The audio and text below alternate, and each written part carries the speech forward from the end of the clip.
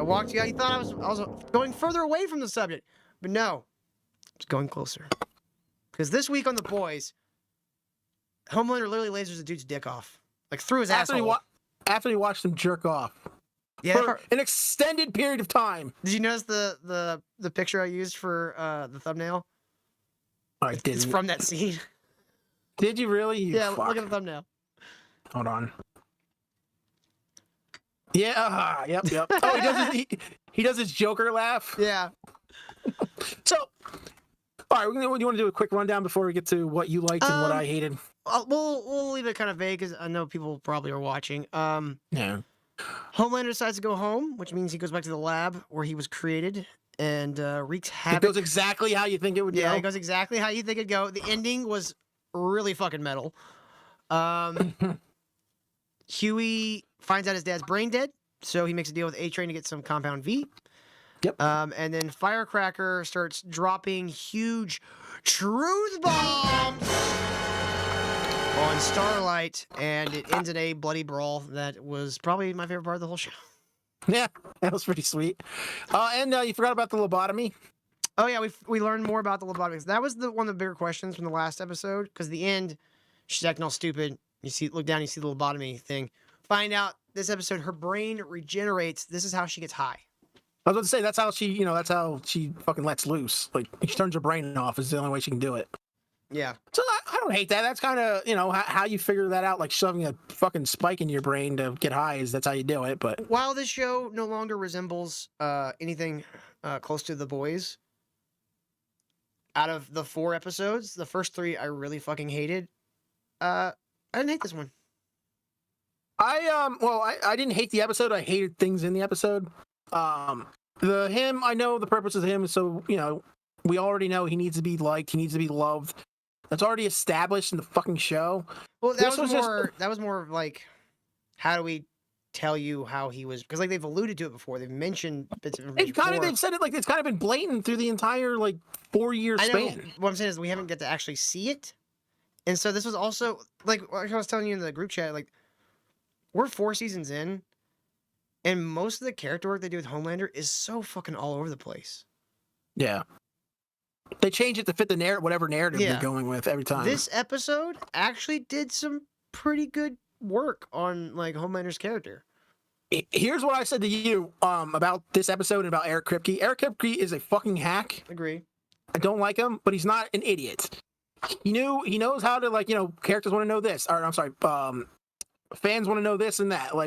They did the whole thing what we've been saying since the last season ended. I was like, oh man, what's his name? Just going to do a bunch of V and then he's going to be cured. And he's just going to be a...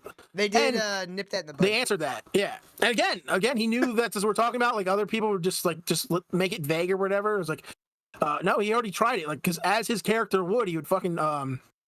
Butcher would have already tried this. He's not going to just die and I'm not going to take that shit.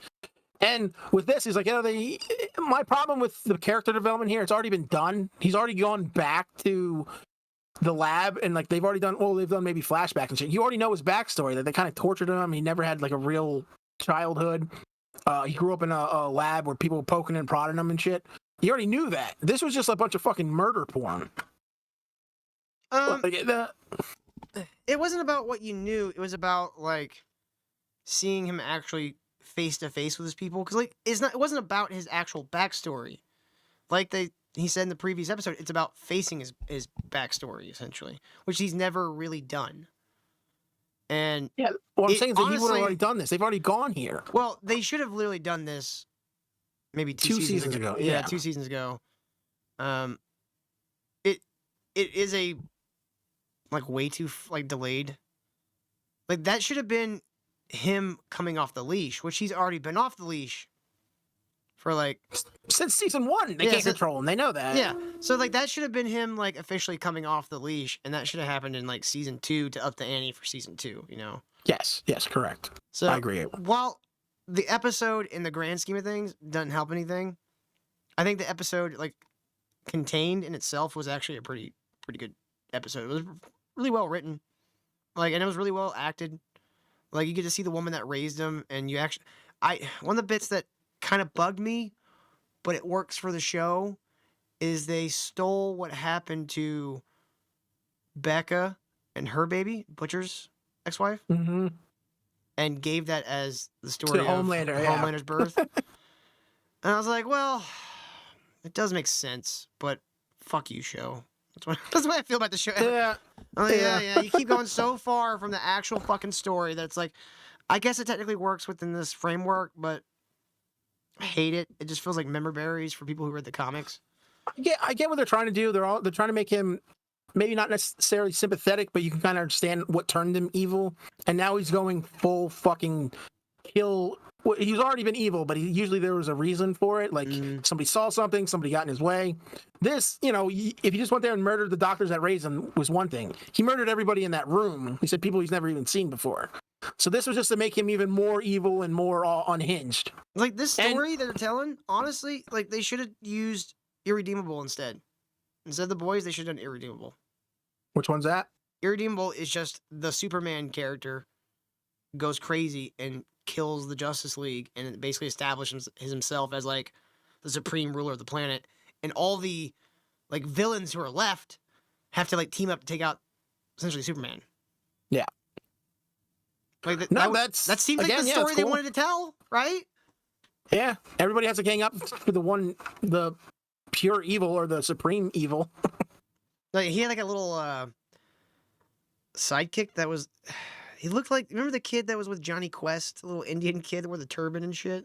He looked like that kid with a cape, and like in the comic, right as he's like going, he's already killed a couple of people, and his little sidekick comes up and goes, "Please stop!" And he like just grabs him by the head and grabs him by the legs and just rips him in half. Because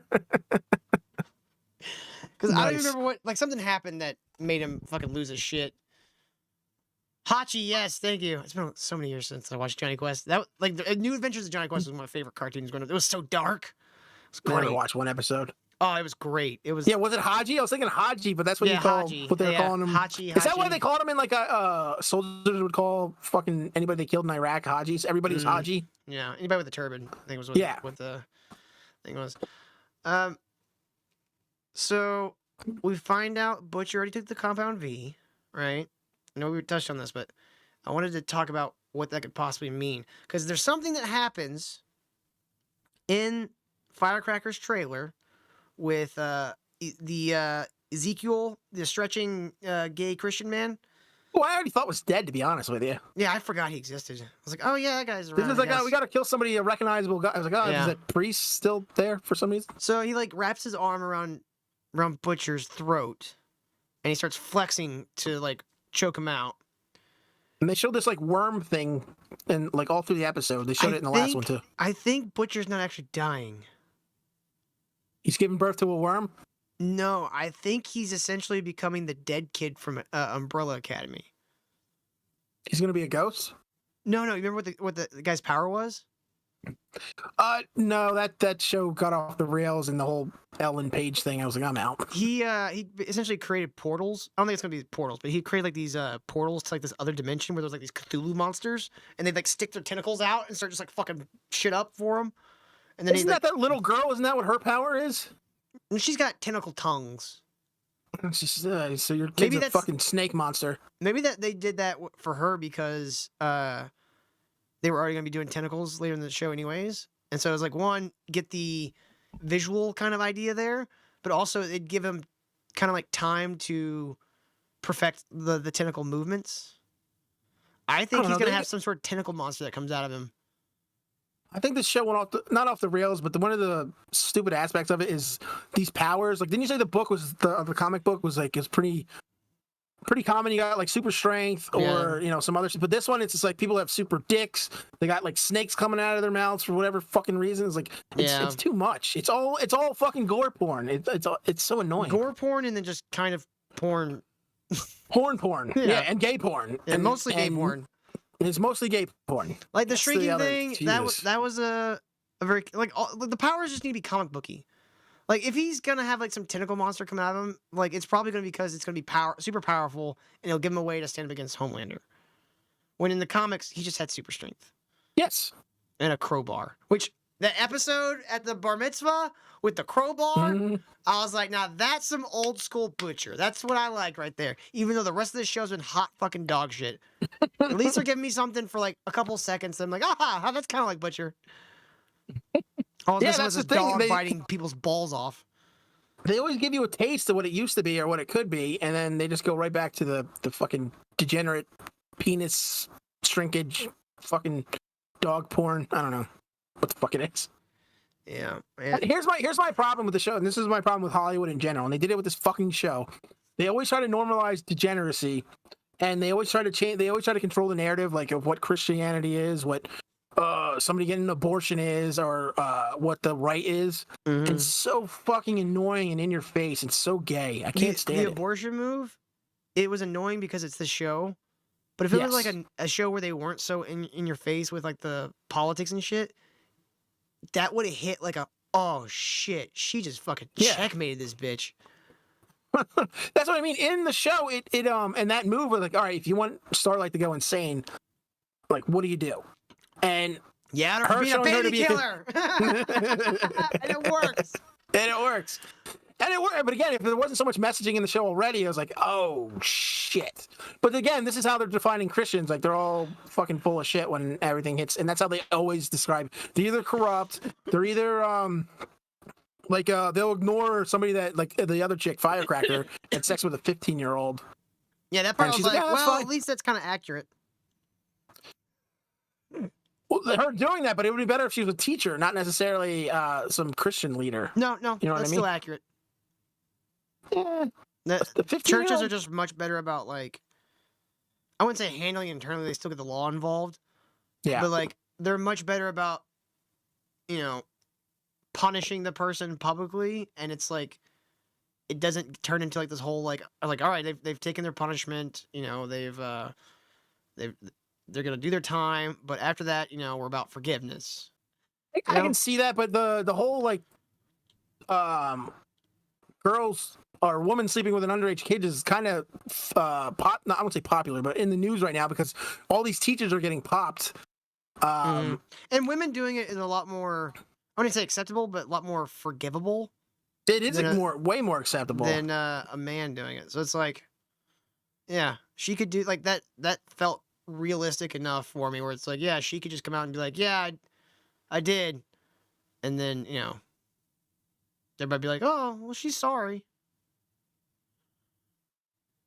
It's like, shouldn't the part that well, there wasn't enough time, but if they don't do it in the future, the part that's gonna bother me is that there's no like cop like showing up and being like, all right, well, bitch, you. Well, I think she already they covered up Oh, all, yeah, all their did, scandal. Like they did. she apparently she did pay for it, or she did. It's on her record. Oh, no, they were saying the Vought lawyers erased it from a record or some shit. Something like that, yeah. Where I think she did whatever scandal, whatever. It wasn't like nobody knew about it. Like I think she whatever punishment she was gonna get, she got, but they were able to like cover it up. Yeah. So I don't know. There's like different things where it's like it annoys me because it's in this show, but if they had done it in their show, so I said like the episode on its own, kind of well done. Yeah, I But agree with in that. the grand scheme of the rest of the show, it's not helping. It's a pebble at a fucking mountain. No, and I don't think Kripke's the guy to do it. He's just going to put more fucking messaging in there. He's even admitted that that's what he's going to do. Like, he enjoys doing that. And if you don't like it, you can stop watching. Well, you got a fucking very low approval score, whatever rating. Yeah. So, no, I agree with you. There's some stuff I don't hate. Like, I'm trying to watch it and not see it in that lens. It's just like, fucking Kripke, man. That's all he can do is be a fucking political hack and just throw all his own personal messaging in there. Yeah, and that's what they encourage them to do now. So it's like, yeah, true. Part of me wants to be mad at the writers, but the other part of me is like, it's the studios. It's the whole process now. You can't make something unless you have the shit in there. The studios become too corporatized, and now they function like actual corporations. Make sure you get like 5 Trump references in every fucking episode. We gotta hit all these quotas on certain demographics and things. And these numbers are it's like, could you just make something good? But no, if she gets an abortion, make sure her boyfriend tells her that was her decision, and then nobody has a right to tell you what to do. It's like, Jesus Christ. But you know what? It's only good for us if Hollywood starts failing. What I mean by that is, like, there is a lot of good independent shit coming out. And the more that Hollywood stuff is not bankable, the more these theater chains are going to start giving these like more independent movies a chance, and there's going to be some good ones.